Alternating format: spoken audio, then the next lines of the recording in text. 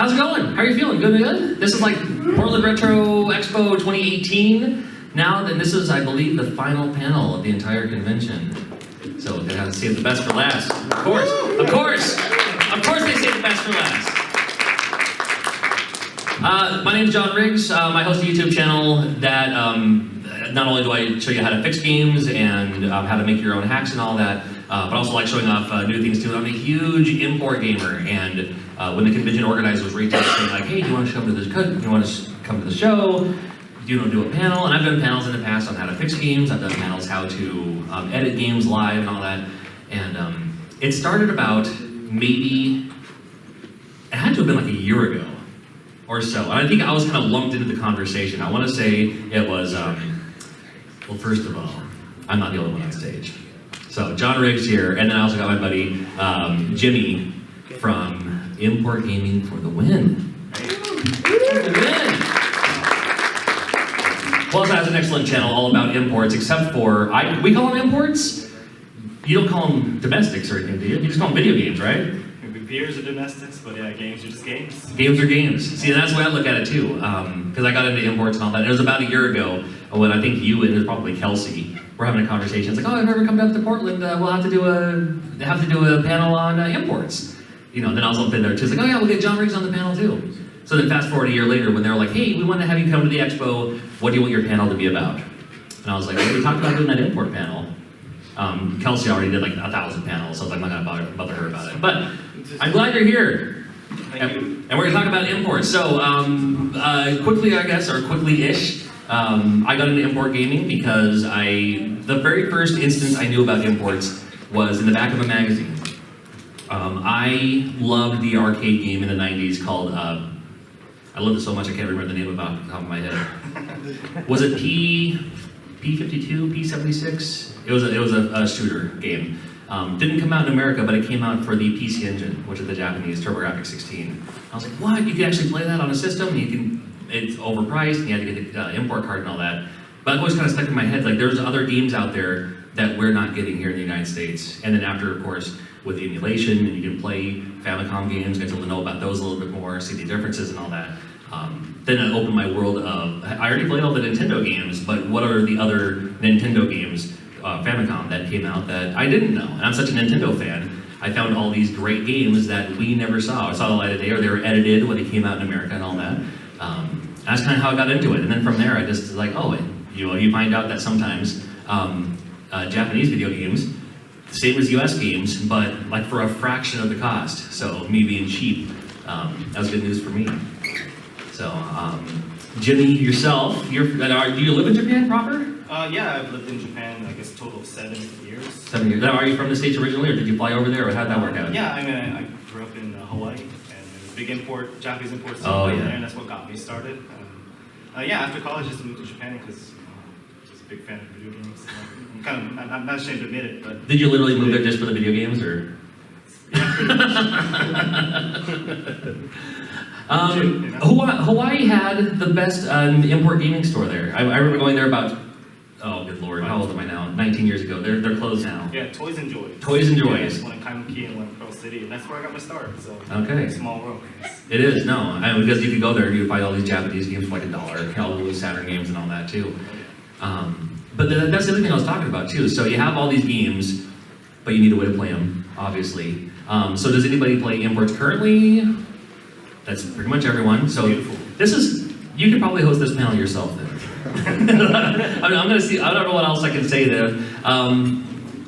Is there anybody who's here because they're interested in getting into imports and doesn't quite know how to get into it? A couple of them, one or two? Okay, so we'll still talk about that too, because maybe there's some other tricks or techniques or ways that you can play these Japanese games, like on your US systems. You don't need a Famicom to play Famicom games. And at this point in life, you probably shouldn't get a Famicom because they are more finicky than like traditional NES systems.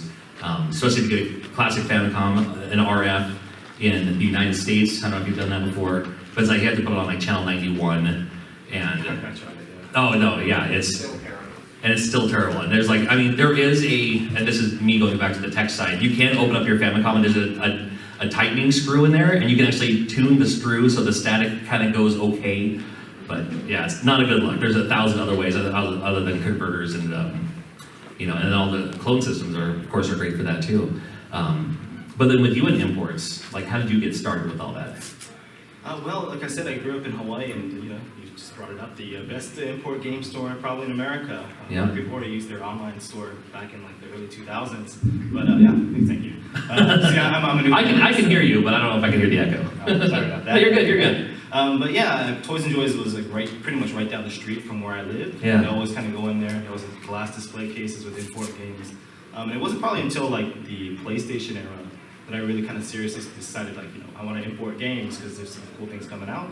And for me, the reason I got into imports is I got a PlayStation for Christmas and I played Final Fantasy VII like crazy. Right. And I really loved that game. And that following year, Final Fantasy VIII was coming out, I guess in Japan, and I really wanted to play 8. And there was a Brave Fencer Musashiden game that came with a demo. And of course that came out in Japan like months and months before the US release. Right. And I kind of I went over to Toys and Joys, paid them $40 to put a mod chip in my PS1. And yeah, I started playing that game and ended up liking Brave Fencer Musashiden much better than Final Fantasy VIII. Isn't that funny? No, I love that game too. And then it came out in America as Brave Fencer Musashi. Yeah. And that was with me too, especially with the PlayStation. You could get your PlayStation mod chipped. I did my own. That was kind of how I got into soldering. I got into soldering by installing mod chips on mine, and then on my other friends, of course, when they found out. And not for just the obvious bootleg copyright, CDR games, but to play imports. And I'd still pay, the premium for imports and all that because I couldn't wait to play Castlevania Symphony of the Night, which came out there as Dracula X Nocturne of the Moonlight. So I was able to play it and beat it. And then it came out in America, and then I had that kind of like, haha, I already played it. Or Gran Turismo was another big one. It's like I played Gran Turismo, 9 months before it came out in America, because I couldn't wait to play it. Nowadays, of course, games are kind of released simulcast. They're like, US one day, Japan the next day, or something like that. Yeah. But there was a time there where, games would take, if they were coming out at all, it would take like another year to translate or something. Yeah, definitely. I don't know how that worked out anyway. It was a good one. I got one of the first games I got and completed before it came out in the States was Rockman Dash, which was Mega Man Legends. Oh, sure. So I played that, beat that, and I was like, hey, I beat it already, I got it, and then it came out and it was like, oh, it sucks. Yeah. So didn't get anything special. For a moment, it was kind of a proud thing for me. Yeah, that's cool too. And then especially when the Dreamcast came out, I couldn't wait to play the Dreamcast, and I knew I was so into imports, I just bought a Japanese Dreamcast. I didn't get a US Dreamcast until literally a year and a half ago, just because all the games I were going to play. I mean, I'm a huge Japanese wrestling fan, so I got the All Japan games and all that, and the games that the platformers and all that. You don't need to know Japanese to play. I did have a Japanese translation book, which was that was Google at the time, because I'm playing like Ease 4 for the PC Engine Duo. It's all Japanese text, of course, but then every once in a while it'll be like, somebody will say something, and then there'll be like, 2 kanji symbols that are highlighted, and I was like, okay, what does that mean? Fire, mountain. Okay, I guess I gotta go to the fire mountain. Perfect. And you just go, Volcano, you just kind of learn, yeah, exactly. And fire mountain, volcano. You just kind of learn how to, just, any RPG is in any language, just talk to everyone until they don't change their language, and then just move on to the next town or something. And so even white guys like me, I can play RPGs in Japanese, and I can make up my own story along the way, I suppose, or just follow suit with whatever music's in the background to figure it out. But it works out. Yeah, it doesn't gel well with your story too. It's like a big betrayal. I thought they were going out. Yeah, wait a minute. All right, yeah. Or it gets really weird when it's like, oh, they're brother, they're brother and sisters. It turns out you're like, oh. Yeah, find a way to play games. Yeah, and then the beautiful thing is now, of course, with the newer systems, Switch, PlayStation 4, there is no region lock, so you can play Japanese games on your US system. So it's like, we've kind of come to that point now where, you can buy the US version if you'd like, or, sometimes, especially nowadays, with East Asia Soft and these other companies, they'll come out digital only in America, but there will be a physical version in Japan. Capcom recently did their Beat 'em Up collection, which is physical in Japan, or coming out physical soon. There are companies like Resident Evil 1 and 2, or Resident Evil Revelations 1 and 2. One of them's physical, the other one's digital, but in Japan they're both physical. So it's like, and as a physical collector, I'm like, really, come on. So maybe we pay the extra import tax to to bring him over here all the same. You also touched on something too, where you talk about like going game shopping too, but then you moved to Japan. Yeah. Now, did you know Japanese before you moved to Japan? I'd studied for maybe about 3 years in college. Okay. So I was kind of studying. I actually did study in Japan for like a few months, and that really helped out a lot. Sure. Well, when you're in Japan, the immersion, of course. The immersion, yeah, definitely. Learn drinking at bars, unfortunately. but then, you know, and basically reading game stuff, and Okay. all that stuff. So It's not very hard for me to shop for games in Japan. Try to help people. right, we're finding out, and especially now that you have, we're getting, not that we're getting older, but come on now. With that disposable income, you always want to go to Japan. You always want to check it out for yourself. We're learning that flights to Japan turns out, as it turned out, is actually pretty affordable. Yeah. So once you go to Japan, where are you shopping? Because I mean, everyone talks about Super Potato. What's the one? What's the big one? That's the one everybody knows. Yeah, the Super Potato Yeah. and Akihabara. And how is that compared to like? Because that's the one that everyone knows. Yeah. Is it worth checking out? It's worth checking out because it does have a lot of goods in it. And Okay. It's pretty fun, and of course you got to go there. It's legendary, right? But as far as like Akihabara game shops go, it's somewhere in the middle. You know? Oh. It's really not that great. Mononoke, that's one that people hate, but I always tell people go to Mononoke. Yeah. Is it just cheaper It's there? in Or? condition. It's like $20 off the price. So. Oh. Yeah. Nice. Big black oppressive looking building. It's got all the greatest stuff in it. You know? Yeah. So how do you know how to find these games once you go to Japan?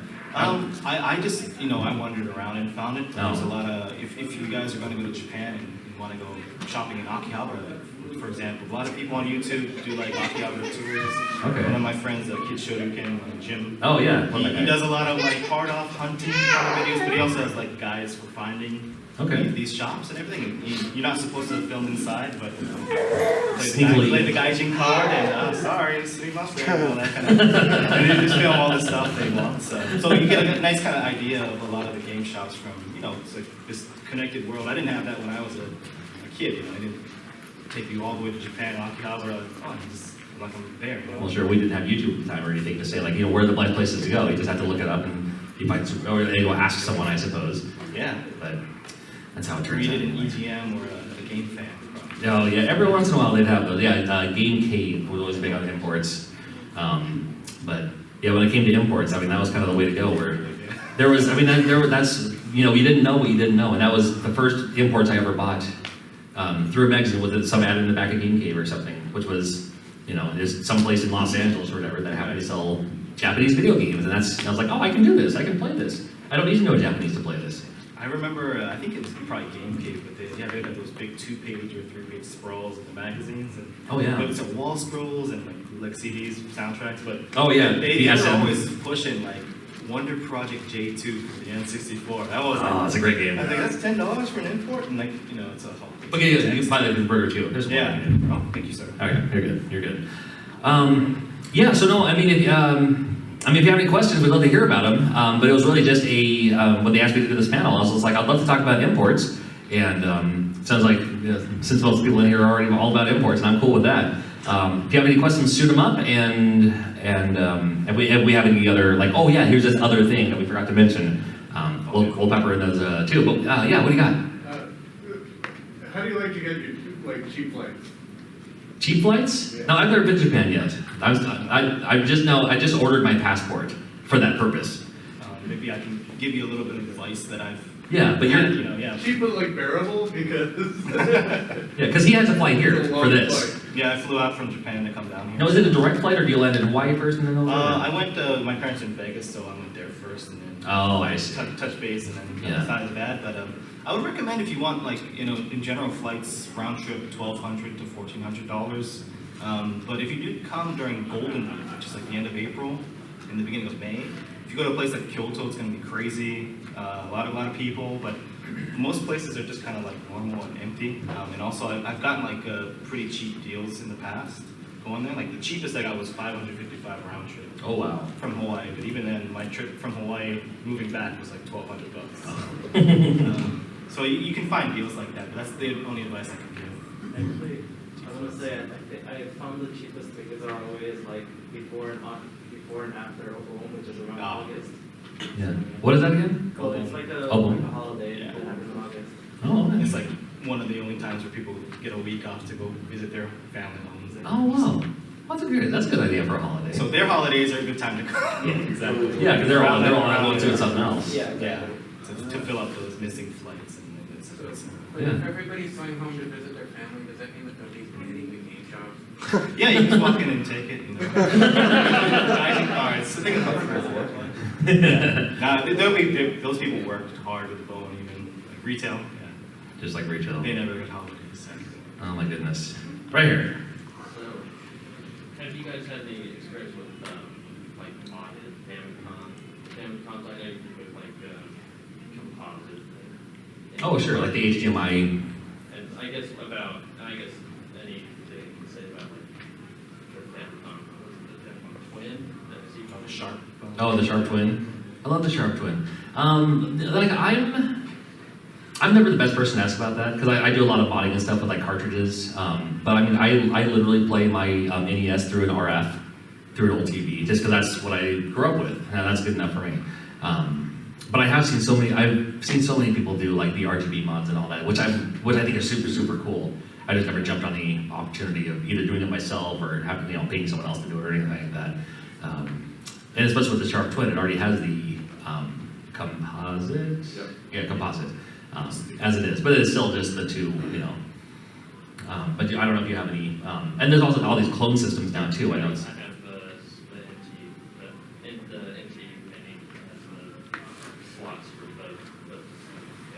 Oh sure, like the RAM adapter and all that for. I think for me, any sort of like mods and stuff, like I kind of defer to people like Bob from Retro RGB. His website's got a lot of stuff about that. But as far as like doing modification work, I'm not sure about like the AV stuff. They used to sell a lot of those online. People just do it and ship them off.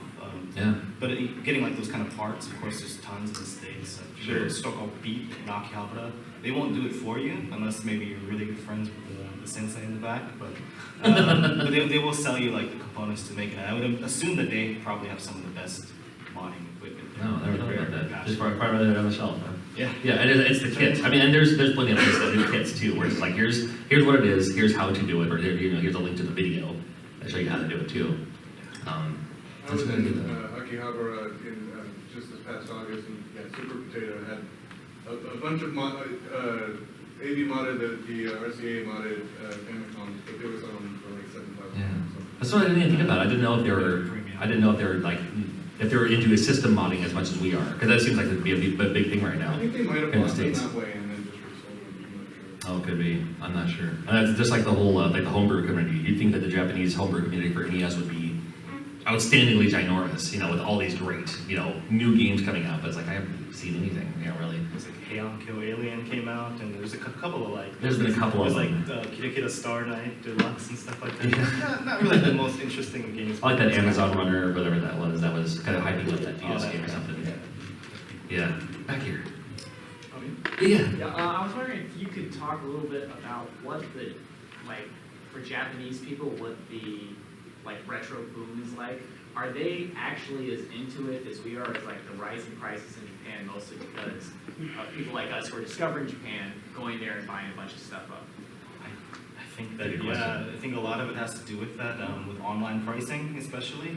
My rule of kind of pricing in Akihabara anyway is if you see it on eBay, it's probably half the price in Akihabara, and a little bit less if there's something wrong. Like for example, My Life in Gaming, Corey and Try came over and helped them out with some stuff, and we went to all these stores, right? And be like, hey, what's this say? What's wrong with this? What's wrong with this? I was like, dude, you don't want to buy this one.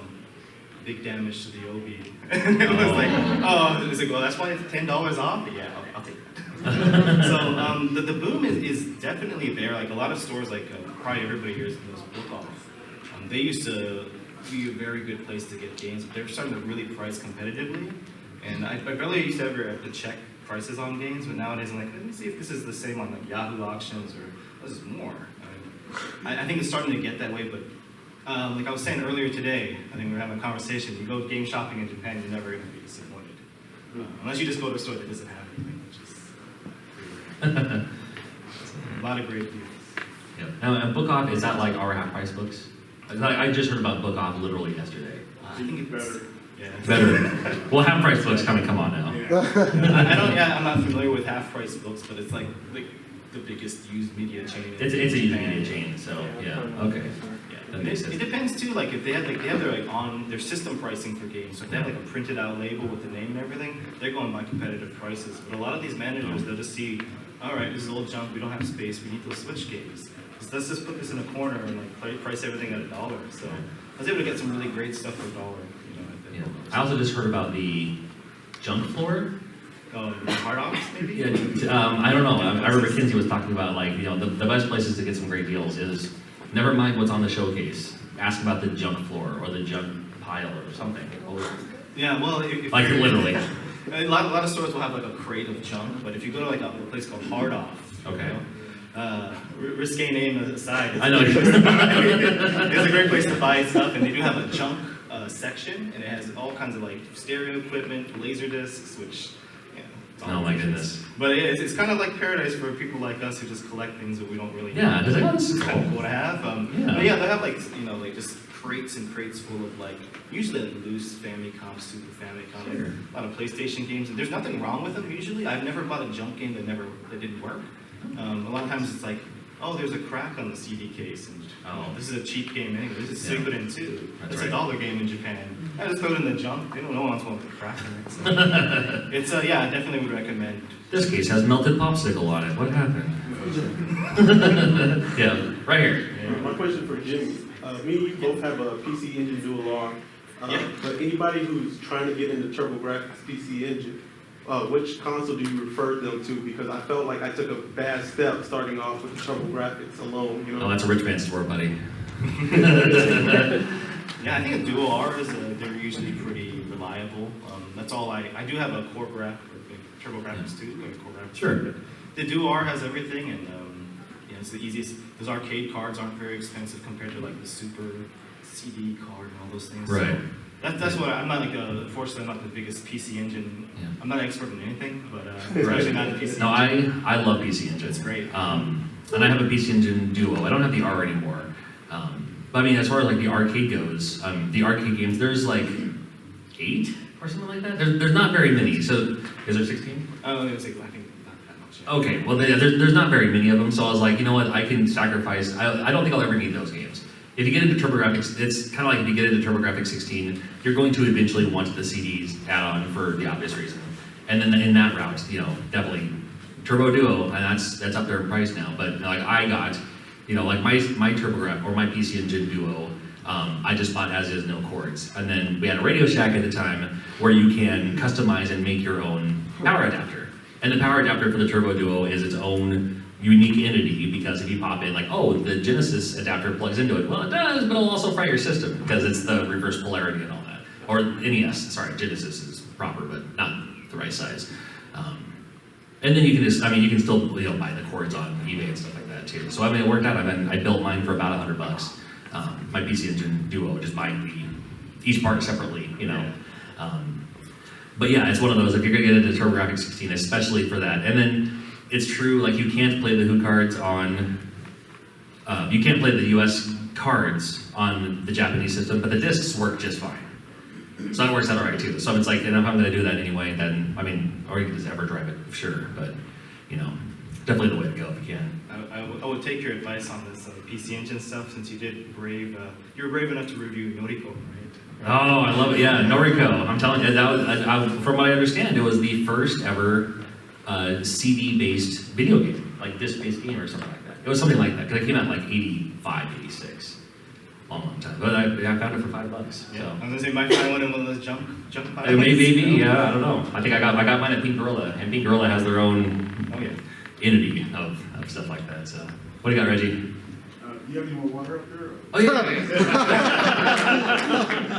Yeah, you can come up here too if you want, buddy. Yeah, You have to understand, I have musicians as parents, so I don't know how to throw. never learned how to throw a ball or anything. Yeah, dude. Ah, right here. This is, I guess, for Jimmy. Do you have any other maybe unexpected sources for import games? Like, I hear that a lot of gaijin are really rating all the hard ops, book offs that are close to train stations and stuff. But are there any like Japanese recycling centers or electronics recycling? Oh yeah, there's still like a Goodwill, like an equivalent of what we have as a like a charity shop. let's see, there are like recycle shops everywhere, and some of them are just like real mom and pops kind of places. Okay. Usually you don't find too many video game things in there, but there are places like Mandai, that's kind of all over. It's 24-hour entertainment, used media, used everything, clothes, bicycles, baseball pins, whatever you want. Wow. 24 hours and like not a single holiday in the entire year, you know? 365 and 366 on leap years, I guess. Places like those, and they have them all over, and they're usually kind of like not really close to any sort of stations. Just in the country. I live in northeast Japan, in Sendai, and it's a different game from the Tokyo jungle and like Akihabara and Right. Denden town in Osaka. So for me, I just ride my bike everywhere. I don't have to worry about this gaijin coming in and taking my games. But I would say The like, wine part helps, I bet. a little bit. Yeah. Have a card there. There you go. But it doesn't.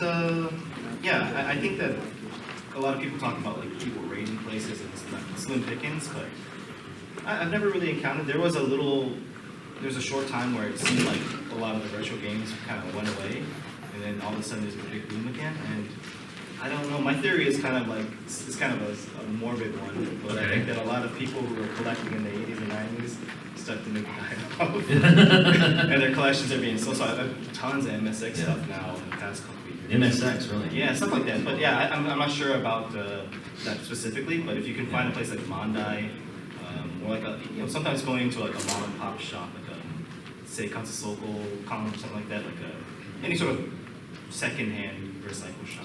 Do you think it's probably worth it more to go away from like Tokyo and? Yes. Yeah, it depends on what Yes. depends on what Yes. if you're like a Saudi oil baron or something, go in Akihabara and buy up everything you want. And I saw some of the guys there, it must be, because they're balling.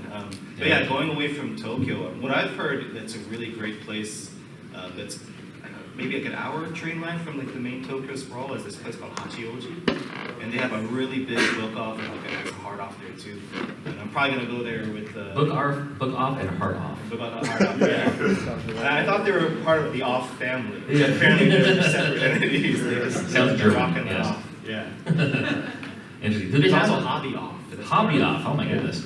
A great place for us to buy games are sometimes estate sales, but now because it's kind of a Japanese tradition, you know, the youth take care of the elderly and then they inherit the house and all that. Do they have estate sales in Japan? I have no idea. You have no- well, if you live there and you don't know, then that's. I think it's like, okay, well, let's just gather this all up and take it to the hard off. You find a lot of vinyls and a lot of stuff like that there, and you're just kind of like, well, this is very, very cheap, but you kind of think about, how did this get to this shop? Yeah. On Ichigo's memory. Could be. Way in the back with the ears. So when I was younger, the only way I could play Pokemon Gold and Silver before it came over here was a fan translation patch that seemed to be moving much faster than Nintendo themselves. The only way I could play Tenchi for Super Nintendo in anything that I could understand was a fan translation patch. So I was wondering if you could talk about that, especially with the Retron having the SD card patching and stuff. Oh, I love it. I think it's a wonderful thing. Like just like the like fan translation over like Nintendo official translation. Just fan translation patches in general. Oh, I think they're fantastic. I love the fact that there's someone who, just like back in my college days, I was huge into animes like fan dub or not dub, sorry, like fan sub anime because it was like it's not coming out in the U.S. or maybe it is, we don't know. And what it officially is, that you can't get the tapes anymore. But the fact that someone else is going out of their way to provide their translation skills of any kind, and to kind of keep it as traditional as possible, because a lot of times, especially with, I love, and this is going back to Hawaii, you're talking about Hawaii, I had a friend of mine who lived in Hawaii, and he would send me VHS tapes of Crayon Shinchan. Oh yeah, Because it was on TV. it was on I was Kiku. watching that. Yeah, it was on Kiku television. And it was translated with the translation of what it was. Now, when it came on Comedy Central as Shinchan, they of course had to modernize it so it would kind of make sense to an American audience. So they would, instead of saying their models, their supermodels, they would say, you know, whatever our supermodels were. But I'd rather have that traditional, you know, just translate the words translate the best you can. And don't worry about it. If I'm curious about the context, I'll look into it. I mean, that's kind of how I got into most, you know, what most Japanese holidays were and customs were. by watching these fan translated things. Other than just like, well, instead of trying to figure out what it is yourself, we'll just make it up, you know. Not a whole lot of animes will be talking about Yom Kippur anytime soon, I'm sure. But I don't know. Very small niche. Yeah. And I don't know, yeah, I about that too. Oh yeah, fan translations, like, I think they're a great thing, you know, to get people to, you know, get to play a lot of these Japanese games, especially like story-driven ones. You see a lot of like RPGs, some of the popular stuff, a lot of the old Super Famicom, Square things getting fan translations, and I think it's a great thing. I wish they would kind of expand more and do a little bit more of the new stuff. Once in a while you get like, somebody translated that? They must have really Yeah. to this. Yeah, especially a lot of the Super Famicom games, because there's so many of them. But then even games like, again, I'm a huge fan of the Ys series, so I love the fact that later on, I could play Ys 4 on my Turbo Duo, you know, or I could play Police Knots. The fact that I can play Police Knots on a Saturn. It's like, this is because I'm such a huge Snatcher fan, that I didn't think I'd ever be able to play through Police Knots because it's so text-driven. You know, and I don't know, that's when you just start, you know, click on every option and click on every little, you know, element of the screen. I can actually play through it now. So it's almost a like, well, you know, sorry Konami, but if you're not gonna do it, someone else will, and thanks. I wish like every single one of the games I covered on YouTube, but Japan only, I wish they had like a fan translation so we could play. I was talking to Reggie earlier today about, he was like, what's that game on PS1? And we wish had a translation, like London City Tantedon. Yeah, it's like a, Yeah. no, maybe no one will ever do a translation on that, but what I'm surprised is like the Ganbare Goemon series is gonna represent. Right. Not a lot of translations for that series. Because, yeah, there's like, it came out in America as Legend of Mystical Ninja. Yeah. There's like 5 of them for the Super Famicom. We got 1, and I'm mad about it, because that's one of my favorite games. Yeah. Wasn't it the third one?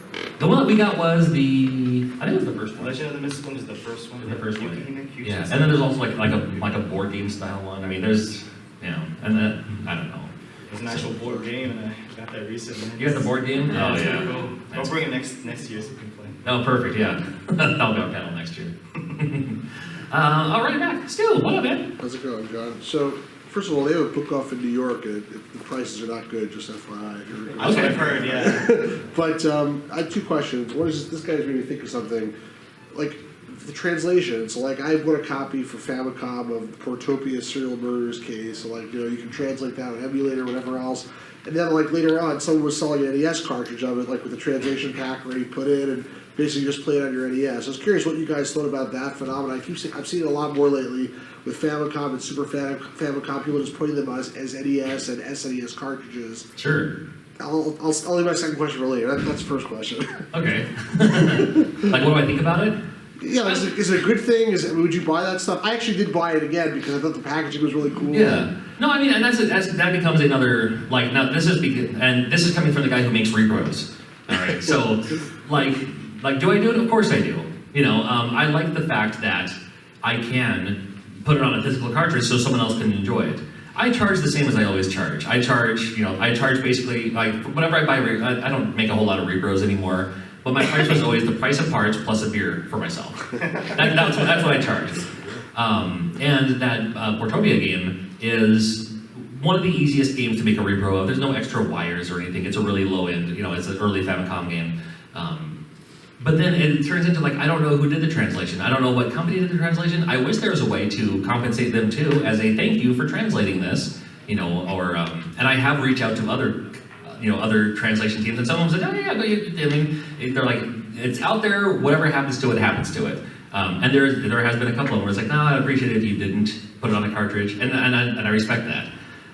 But I think it's cool that, you know, maybe someone doesn't have the capacity, they don't have a Retron to play it, or they don't want to use an emulator, they don't have the best computer. They're just like, no, I don't want a computer, I want to play it on a physical system using physical hardware. I like the fact that there are people doing, you know, putting someone else's work of a translation onto a cartridge, and of course they're making money from it, but hopefully they're not making, you know, profiting much, if anything, from said sale.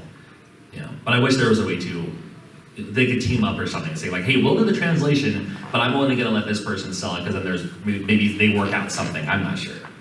I would like that though. Yeah, okay. Sure, right here. Yeah. Yeah, you brought up buying,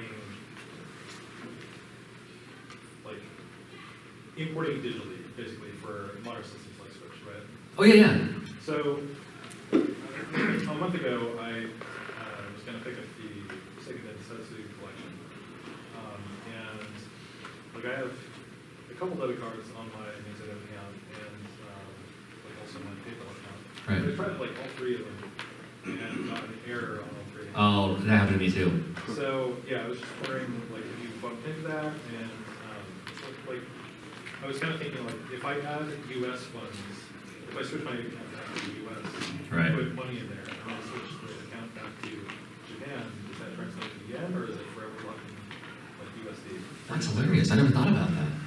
No, like I have my PlayStation 4 and my Switch, because it's free, both have a Japanese account on there, as if I lived in Japan. Because you can still download the Japanese demos.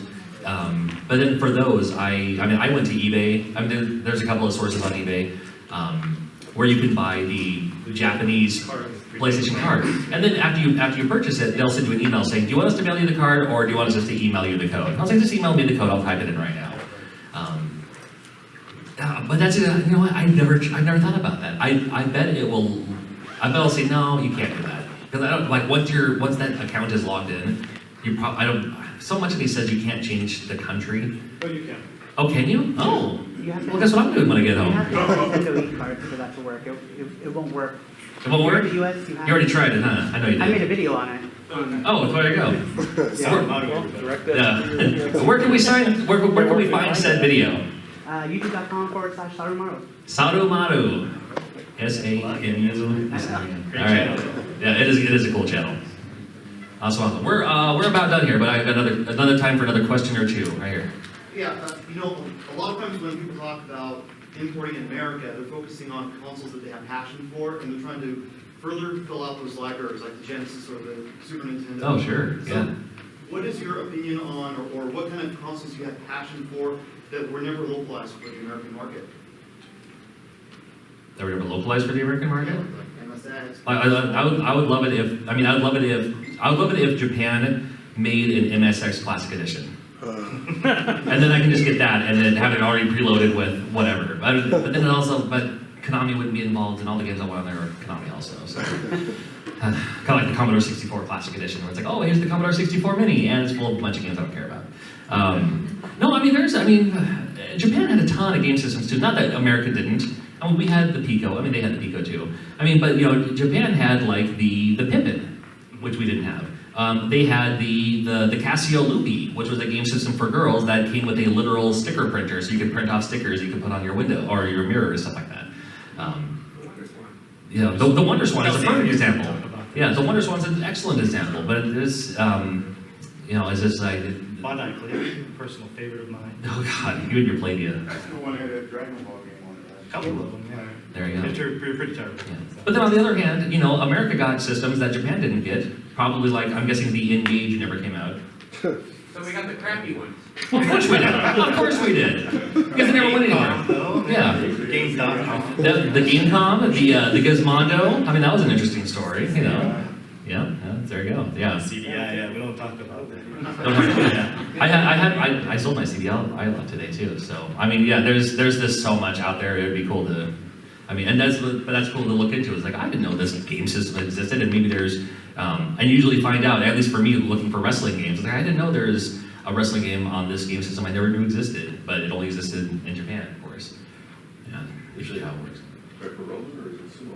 Yeah. Oh, like pro wrestling, like New Japan. Yeah. I'll tell you, I guess for me, you mentioned MSX. I got an MSX, I think maybe a couple years ago, and I was just kind of counting how much games I had. I had like over 50 games. I don't remember buying all these games. And you know what? Like over half of them are pretty terrible. But it's just kind of nice having this piece of like gaming history. And, right. I like the boxes and everything. But yeah, it's definitely what I would say is my kind of passion. A lot of the consoles that didn't come out stateside, not really that great to collect for. Right. But then you got like things like the Saturn or like the PC Engine. We have so much more. Yeah. And the Saturn's a great example of like, yeah, we got the Saturn in America too, but the Saturn in Japan was huge. And then the games were, the Saturn's like the best system for imports as far as I'm concerned. Just so much great games out there that we never supply today, Saturn. Yeah, representing this. All right. One more question. and it's going to, I'll do two more, because I got Stu first, then Sarmaro. So, do you guys have any tips for importing, like, getting older Japanese games without actually going to Japan? And if you don't speak Japanese that well, like, you mentioned Yahoo Auctions before, that's one that I've heard about, like, eBay, I guess, is like the highest prices in the world. Is there any tips that you guys have to find anything decently priced online? Especially if you don't speak Japanese. Amazon's kind of picking up a lot these days. A lot of sellers will ship worldwide from Amazon, and they're talking about point cards too. Right. Back in the day, eBay would be like, well, I want like 3,000 yen, but I gotta pay $55 for it. Right. I think on Amazon, it'd just be like whatever the manufacturer's retail price is. But yeah, there's a lot of services out there that will bid on auctions for you. They're just like the middleman. Right.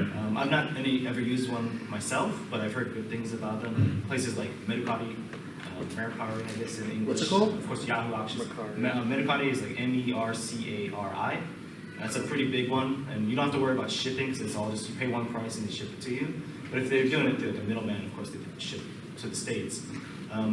Places like that. Surugaya online store is a great place, and a lot of middlemen kind of companies online will help you buy from there as well. Rakuten, I think, used to do that. Right. That's all I know. Thank you. All right. Sarmaro, final question. All right, so anyone who's seen Jimmy Hopa's channel knows that the Ganbare Goemon series is his favorite series. But Just by a lot. right? Now, do you have a favorite import series? Oh, good question. I know you like imports, but is there like one specific series of imports? Yeah, well, I mean, it started out as an import series, but it was the Fire Pro Wrestling series. But then we have Fire Pro Wrestling in America, which is fantastic. So, but for the longest time, it's a little different now. I mean, I love Fire Pro World. You're right, dude. Don't die on this. Dude, go ahead. You know water? Yeah. You want some water? Here, do it. I was gonna say, can you catch? Like, I can't throw. That's why I'm hoping you can catch. All right, I was gonna say, oh, sorry. I said, don't. Last panel. Quit coughing, I'm gonna throw dirt on you. The Japanese Fire Pro series, when it first started, I mean, World is great, but before that, they would have just all of the wrestlers from all of the organizations for this time, but it would be like the off-brand version of them. But you could still tell who it was. Like, and they would be translated like slightly different, but their costume would be kind of weird. But one of their costume color options would be exactly what their what their wrestling attire is. Yeah, so I mean it's available now in America, but yeah, for sure it was Fire Pro Wrestling. And now, I like the oh man, there's yeah, when I got into the Goemon series for sure, I had to grab those via import. I mean, but there's like just anything I could. I don't have an answer. No, Fire Pro is my final answer. No, I mean the East series kind of, but again, those are starting to now they're coming out in America too, all the same. So I'm happy about that. Because it was always like kind of the console wars, which was like Nintendo, Sega, and then the TurboGrafx down here. But I was like, no, like Dragon Quest, Dragon Warrior, Final Fantasy. I said, no, Ease is the series to play. Yeah. So yeah, and that's the whole thing. It would kind of come in full circle on that. So I don't know. I thank you for your time. Oh, yeah, one more. Let's go for it. Why don't you guys get together and you like mod one of the Ganbare Goemon games, translate it, and you get. No, that's true. I've never. Give me work. Come on now. Yeah. I mean, they have translated the two Famicom ones, but to do those, to put those on a physical cartridge, either involves making a repro from that cartridge. It uses a special Konami chip that isn't just easily available in, say, Castlevania. That chip is only available in Famicom games, which is why sometimes you'll see like, oh, here's Kid Dracula, which never came out in America, but it might be priced a little bit more, and it's because they're either have to take the game itself or put it through like one of those gyrobyte converters, the little 60 to 72 pin converters on the inside. But that's usually how it works out anyway. It's harder than yeah, it's the translation part of it. I'm as good as like changing graphics, color editing and all that, but and I can change text also. But I've never tried it for Super Nintendo games. And if I haven't done it, but I am surprised that no one's done it yet. They've done everything else. Oh my goodness gracious. But I don't know why they haven't done it. I'm sad about it. So, on that note, big thanks to Jimmy Hapa for joining us here.